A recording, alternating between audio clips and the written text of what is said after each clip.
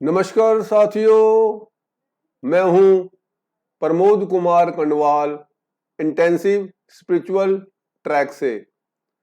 धार्मिक भक्त भगवान को भोग लगाते हैं, मगर भगवान उस भोग को स्वीकार करते हैं जो आत्मीयता के साथ पेश किया जाता है, यानी जिसमें देने का भाव होता है। जब हम देने के साथ साथ कुछ लेने का भाव भी रखते हैं तो प्रभु उसके बदले में हमें देते तो अवश्य हैं, मगर वो सब सांसारिक पदार्थ होते हैं।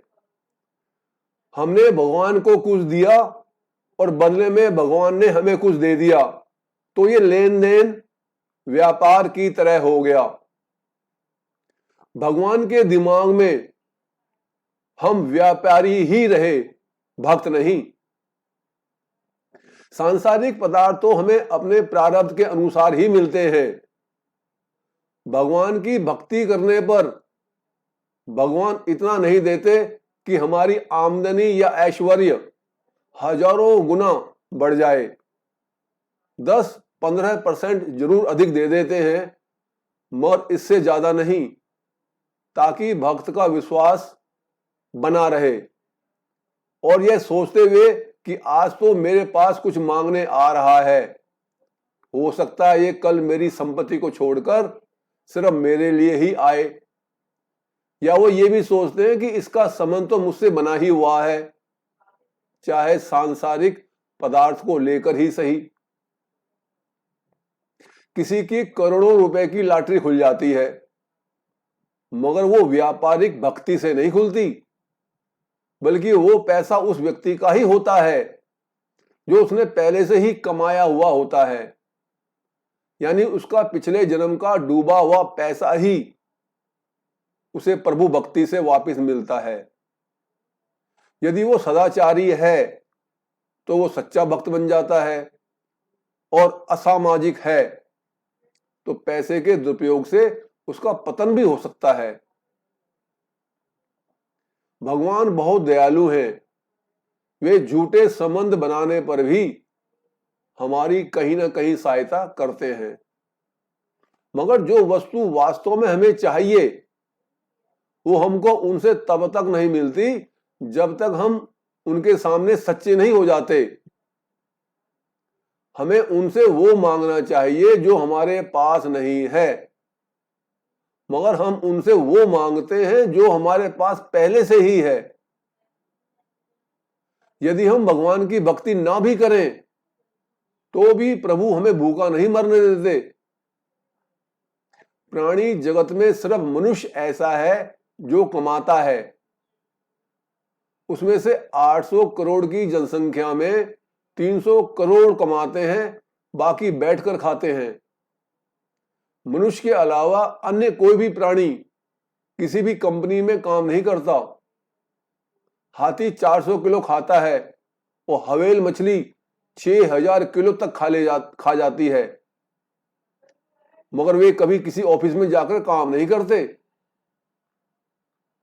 तो जो भगवान हमें बगैर काम किए ही हमारे खाने पीने रहने तथा सुरक्षा की व्यवस्था करते हैं, तो हमें उनसे वो विलक्षण वस्तु मांगनी चाहिए जो हमें सदा सदा के लिए आनंद से भर दे। मरने पर भी देत है लकड़ी कपड़ा आग, जिंदा नर चिंता करे उसके बड़े अभाग। सही मायने में प्रभु हमें वो देना चाहते हैं जिसकी हमें सबसे ज्यादा जरूरत है, मगर हम वो मांग रहे हैं जिसकी हमें जरूरत ही नहीं है। जिस चीज की हमें जरूरत है वो प्रभु ने हमें जन्म लेने से पहले ही एडवांस में दे रखी है।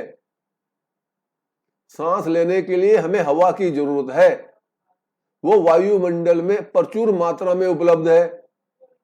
रहने के लिए जमीन चाहिए तो उसने हमें 51 करोड़ वर्ग किलोमीटर का एक प्लॉट धरती के रूप में हमारे जन्म से पहले ही काटकर हमें दिया हुआ है।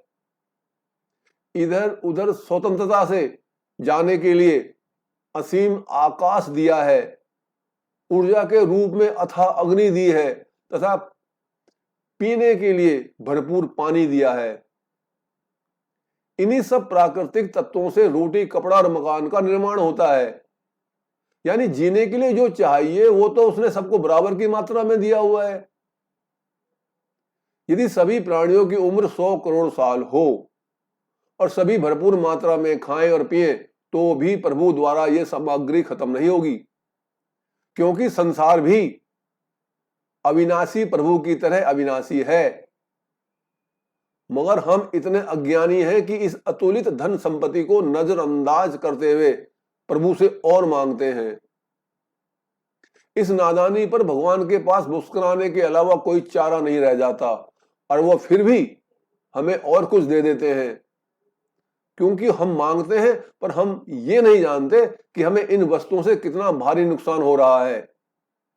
हमें बार बार जन्म लेकर बार बार मरना पड़ रहा है। भगवान सांसारिक वस्तुएं या तो देते नहीं है, और यदि देते हैं तो बहुत देर करते हैं।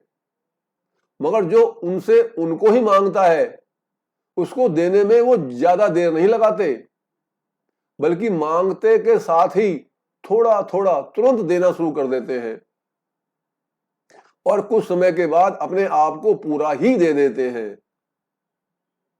भगवान के भोग का हमें होना चाहिए ज्ञान। संपूर्ण जरूरत पूरी हो, दर्शन भी दे भगवान। यदि ये वीडियो आपको ज्ञानवर्धक तथा उपयोगी लगती है तो आप इसे लाइक, कमेंट, शेयर तथा चैनल को सब्सक्राइब भी कर सकते हैं, ताकि आगे आने वाली सभी वीडियो का नोटिफिकेशन तथा उसका लाभ आपके साथ साथ आपके प्रियजनों को भी मिलता रहे। गुरु भगवान सबका कल्याण करें।